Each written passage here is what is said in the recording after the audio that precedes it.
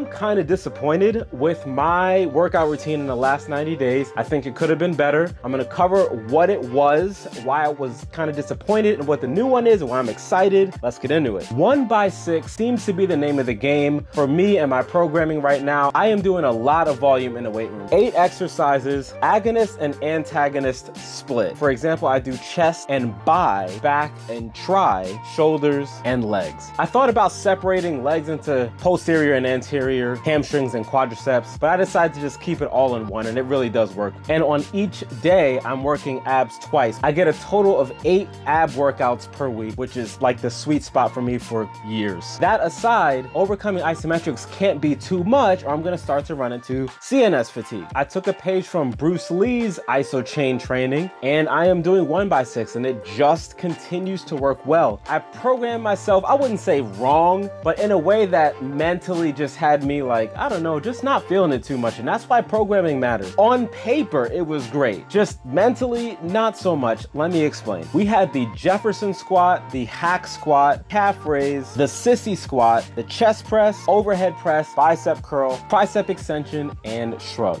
The number increase was okay. I had some sessions where I missed, especially in November, where, you know, we were going over the, well, you guys see in the community post, but just the whole month of November for me mentally was just not there. I got it in when I could. Bruce Lee would call me a slacker, so be it. I take an F. But there were increases. Overall, nothing too notable, save for my hack squat and sissy squats getting solidified in their new numbers. Before, the hack squat was like mid to high 600s. Now it's solidified at a low 700s.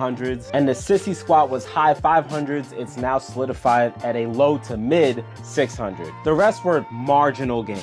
Why were those two so high? I think the squad knows me well enough at this point. This year has been the year for getting my legs bigger. It has been working very well. I'm really excited for the results. I'm really excited for what's to come in the future. And what I'm most thankful for is the fact that I can chase my leg day goals without worrying about my freaking knee pain that I used to have to worry about. Can anyone relate? This is why I do these ISOs. But I'm gonna play devil's advocate here. I thought that programming 4 different leg exercises into my IsoMax training was the right idea. I guess technically it was. You can see the numbers here on the screen, but if you've ever done a lower body overcoming isometric workout, forget workout, 6-second contraction, it is very exhausting. One of the keys to training clients and making sure that they are successful in their fitness endeavor is to make sure that their program is something they enjoy. It might be great on paper, but what good is the best program on the planet if someone doesn't follow it because they're discouraged or thinking about how freaking hard it is? It's useless. And I noticed right around like mid-October, I'm like, oh man, I'm really dreading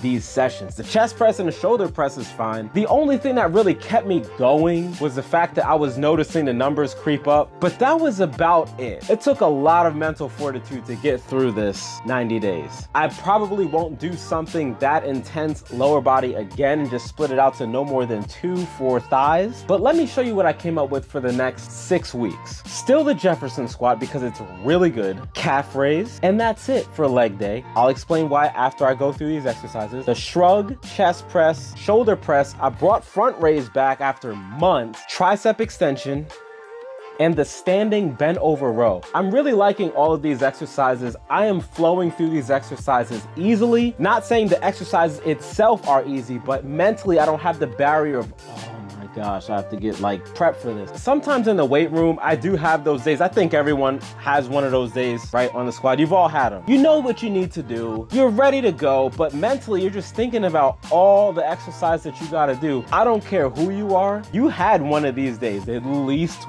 one. But if they continue to happen, especially for a certain day per se, there's an issue with the programming. So I've really had to fix it. I just committed to finishing. I finished ugly on that, but I finished. And now we are on this new IsoMax program. It takes even less time. It's about 6 minutes to go through everything. I like to start with the Jefferson squat first as it is the most demanding. It's the highest number that I get on the IsoMax. Right now I'm averaging 750 pounds at strap 4. I know there are some squad members that got that beat by by a mile. That's because we're freaking strong and there's no limits, baby, obviously. The reason why I've only put one lower body in there, even though my legs are my goal, is because of all that OI training with my legs. For me, I'm able to put up the highest numbers I ever have in the weight room for leg day. I'm super excited, and every time I'm in the pocket for squat, whenever I'm performing a concentric phase of that movement, I feel the explosiveness from all the isometric training. I love Heb's rule, guys. Heb's rule is so sick because it's